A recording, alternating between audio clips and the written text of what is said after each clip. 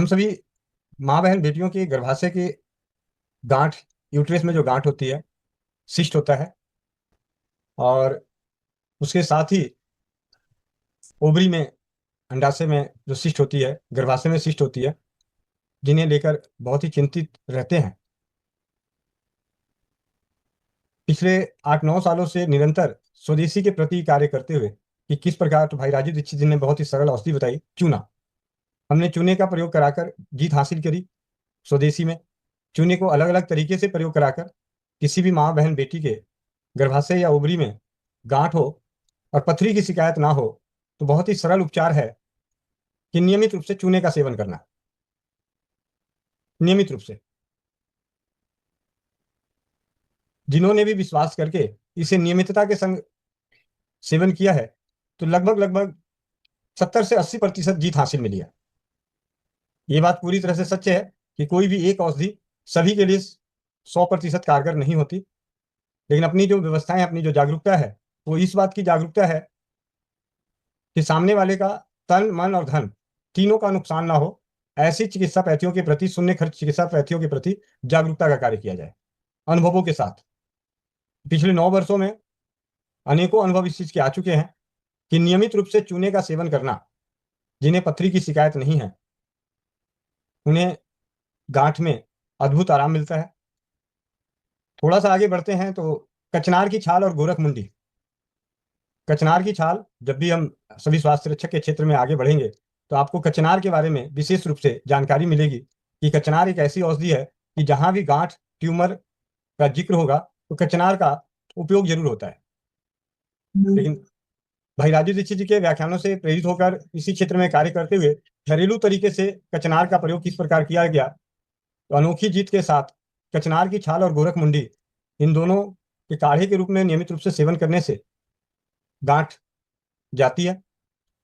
हमारे बीच फतेहाबाद जिले से, हरियाणा की जो हैं, वहाँ पे एक बहन मनदीप कौर, उनकी नाइट बल्ब जो होता है, नाइट बल्ब छोटा सा बल्ब होता है, 10 रुपए का बल्ब होता था, उसके साइज के बराबर, यानी 3.5 सेंटीमीटर के दायरे के बराबर का शीश थी ओवरी में। चूने के साथ सेवन करते हुए वो पूरी तरह से आराम नहीं मिल रहा था, तो थोड़े ही दिन बाद, महीने 2 महीने बाद, उन्होंने कचनार की छाल और गोरख मुंडी का सेवन किया, तो 3-3.5 महीने लगे, वो गांठ नष्ट हो गई। इसी प्रकार अनेकों उपचार हैं, घूम फिर कर यहीं पे आते हैं, चूना और कचनार की छाल और गोरख मुंडी पे। इस 8-9 साल के सफर में गांठ में अनेकों बहनों के संपर्क हुआ, अनेकों भाइयों के द्वारा कि उनके पारिवारिक नारी शक्ति में यूट्रस में गांठ की, ओवरी में गांठ की शिकायत है। एक औषधि, जो कहते हैं ना कि कई औषधियों को मिलाकर एक औषधि तैयार की जा सकती है, उसकी सबसे ज्यादा जीत हासिल हुई। उसमें थी, उसमें थी नहीं है। ये इसलिए बता रहा हूं कि अब हम सभी के पास वो एक हथियार के रूप में औषधि है।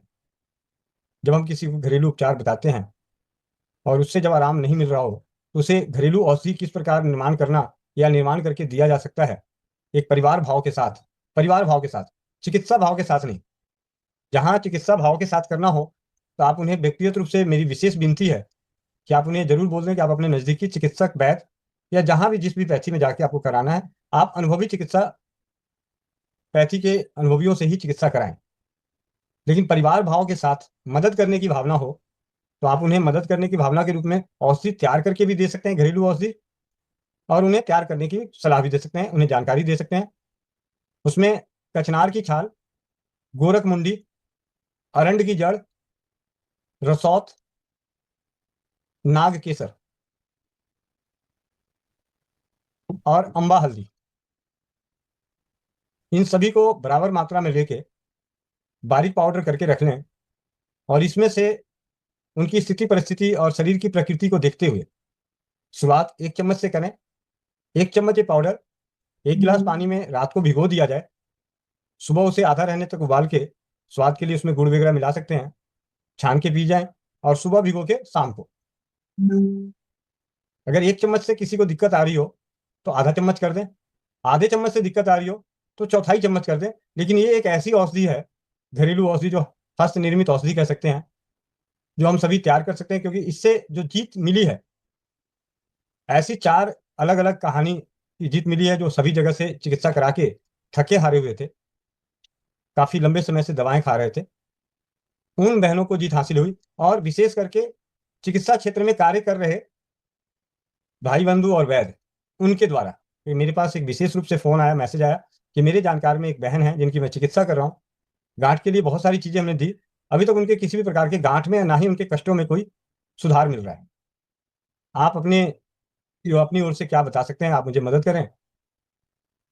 और मैंने उन्हें जो बताया वो आपको बता दिया।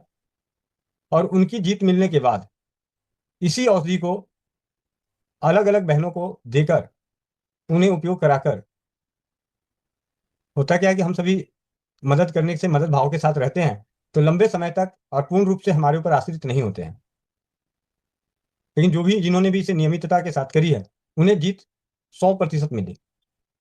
तो हम सभी के पास गांठ से संबंधित, क्योंकि स्पेशली फिर पूछना पड़ेगा चूने के लिए हम कहते हैं, तो चूना पथरी है नहीं है, तो अगर किसी कोई घरेलू औषधि की क्या ले सकते हैं, तो उन्हें आप बना, जो आप पे विश्वास करते हैं या जिन पे आपका भरोसा है, जिनको आप पर भरोसा है, जिन्हें आपको लगता है कि आपके कहने से वो करेंगे और उस सर्जरी से बचना चाहते हैं या सर्जरी नहीं कराना चाहते हैं, तो उन्हें आप कह सकते हैं कि जब तक आप सर्जरी कराने के लिए नहीं जाते हैं, आपकी व्यवस्थाएं नहीं बनती है, या आप नहीं कराना चाहते वो अलग बात है, लेकिन अगर कराना भी चाहते हैं तो आप ये मान के चले कि अभी आपके पास समय का अभाव है, धन के अभाव में या उपलब्धता के अभाव में आप सर्जरी नहीं कराना चाहते, तो आपको ये घरेलू काढ़ा जो घरेलू औषधियों से बना हुआ है, इसे नियमित रूप से सेवन करें।